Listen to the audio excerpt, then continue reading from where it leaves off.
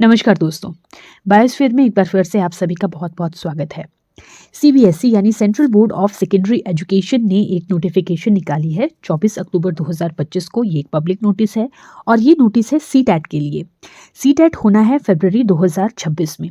तो अगर आप जितने भी एस्पायरेंट्स हैं, अगर आप देख रहे हैं इस चैनल को, तो अगर आपने बीएड कर रखा है, ठीक है, बीएड नहीं किया है, डीएलएड कर रखा है, ठीक है, तो ये दोनों अगर डिग्रीज आपके पास हैं तो आप सीटेट में अपीयर हो सकते हैं। ये सीटेट जो है साल में एक बार कंडक्ट करवाता है, सीबीएसई कंडक्ट करवाता है। और थ्रू आउट इंडिया किसी भी स्कूल में अगर आपने पढ़ाना है, जो सीबीएसई एफिलिएटेड स्कूल्स हैं, केवीएस है, एनवीएस है, और इसके अलावा जो आर्मी पब्लिक स्कूल या सेंट्रल टिबेटन स्कूल्स जो होते हैं, वहाँ पर अगर आपने पढ़ाना है, ईएमआरएस में पढ़ाना है, तो वहाँ पर सीटेट की वैलिडिटी जो है वो बहुत ज़्यादा है, यानी सीटेट ही वहाँ पर वैलिड है। तो ये एक टीचिंग एलिजिबिलिटी टेस्ट है। होना कब है ये? 8 फरवरी 2026 को होना है। पेपर 1 और पेपर 2 दोनों ही एक ही दिन होते हैं। पेपर 1 किसके लिए होता है? पेपर 1 होता है अगर आपने प्राइमरी टीचर बनना है तो। प्राइमरी मतलब क्लास 1 से क्लास 5 तक अगर आपने पढ़ाना है, डीएलएड आपने कर रखा है, बीएड वाले भी दे सकते हैं, तो ये प्राइमरी टीचर्स जो हैं वो आप बन सकते हैं। और पेपर 2 किसके लिए होगा? पेपर 2 उनके लिए होगा जो अपर प्राइमरी टीचर बनना चाहता है, यानी 6th to 8th क्लास अगर कोई पढ़ाना चाहता है तो वो पेपर 2 में अपीयर होगा। बीएड किया है आप दोनों में अपीयर हो सकते हैं, लेकिन अगर डीएलएड किया है तो आप सिर्फ पेपर 1 में अपीयर हो सकते हैं। अभी देखो, इसका जो एग्जामिनेशन का पूरा एक प्रोसीजर रहेगा, शेड्यूल कब फॉर्म फिल होने हैं, कब नहीं होने हैं, वो नहीं बताया है, लेकिन इन्होंने डेट अनाउंस कर दी है कि 8 फरवरी 2026 को ये एग्ज़ाम लेंगे। तो सीटेट आपको करना चाहिए। अब आप क्वेश्चन पूछोगे कि सीटेट क्यों करना चाहिए भाई? हमारे पास तो एचपी टेट है, हम एचपी टेट हमारा क्वालिफाई है और हम सीटेट नहीं देना चाहते हैं। देखो, मुझे ऐसा लगता है अगर आपने बीएड किया है ना, तो आपको सीटेट देना चाहिए। वो इसलिए क्योंकि एचपी टेट देने के बाद आप सिर्फ हिमाचल प्रदेश के एचपी बूथ से एफिलिएटेड जो स्कूल्स हैं वहीं पे पढ़ाने के लिए एलिजिबल होते हो।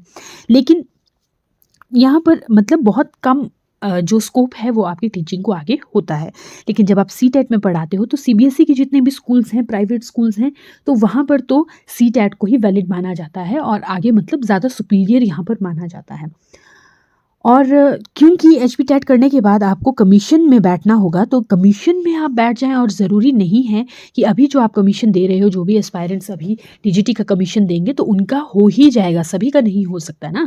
सिर्फ 169 पोस्ट है तो उतने ही लोगों का होगा, बाकी जो रह जाएंगे उनको कहीं और अप्लाई करना चाहिए। और बहुत अच्छी अपॉर्चुनिटी है आने वाले टाइम में। ईएमआरएस के एग्ज़ाम्स तो अभी निकल गए हैं, लेकिन आने वाले टाइम में जेएनवी की पोस्ट निकलनी है, उसके अलावा केवीएस की पोस्ट निकलनी है और आर्मी पब्लिक स्कूल की पोस्ट तो निकलती ही रहती हैं।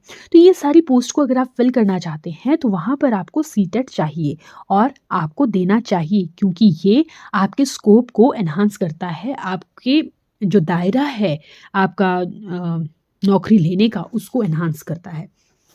इसके अलावा बहुत सारे अदर स्टेट्स के जो एग्ज़ाम हैं, जैसे उत्तराखंड है, दिल्ली है, हरियाणा है, वहाँ पे सीटेट जो है वो इक्वली उनके जो टैट है, राज्य का जो टैट होता है उसके इक्विवेलेंट है। तो इसलिए सीटेट आपको करना चाहिए, क्योंकि आप अदर स्टेट के एग्ज़ाम्स को देने के कैपेबल भी हो जाते हैं। इसके अलावा सीटेट होना ना अपने आप में एक स्टेटस है।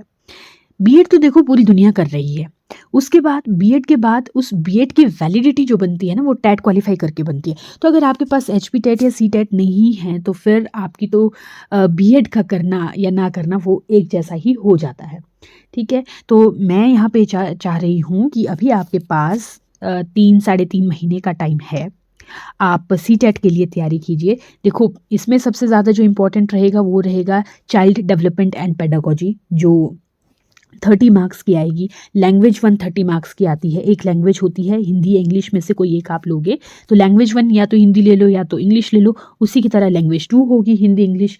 और उसके अलावा अगर आप साइंस के टीचर बन रहे हैं तो मैथ एंड साइंस वहाँ पे 60 मार्क्स का आएगा। बहुत सिंपल और ईजी होता है, बहुत ज़्यादा मुश्किल नहीं आता है।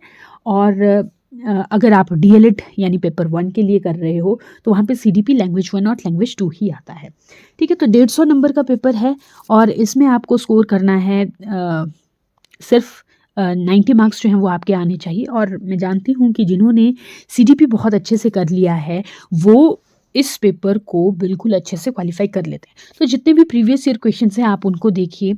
आप सीबीएसई की वेबसाइट में जाइए, सीटेट में किस तरह के क्वेश्चन्स पहले पूछे गए हैं उनको देखिए और उस हिसाब से अपनी तैयारी शुरू कीजिए। बहुत सारे ऑनलाइन प्लेटफ़ॉर्म हैं, बुक्स जो हैं वो अवेलेबल हैं। लेट्स लर्न करके बहुत अच्छा एक चैनल है, वहाँ से आप सीडीपी को पढ़िए।